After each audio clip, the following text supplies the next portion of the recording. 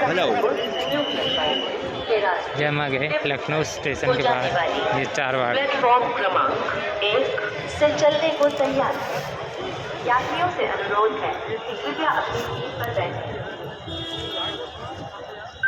कैसा लगा आपको Lucknow? Train number 1255 train number 1255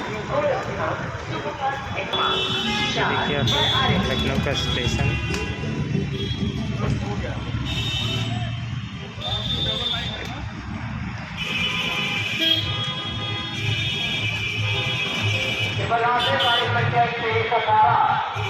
Amritsar से चलकर कोलकाता तक जाने वाली Akal Takht superfast platform number 2 पर खड़ी है। 1-18 अमृतसर से चलकर कोलकाता तक जाने वाली Akal Takht superfast platform number 2 पर खड़ी है। 1-18 अमृतसर से चलकर कोलकाता तक जाने वाली अकाल तख्त सुपरफास्ट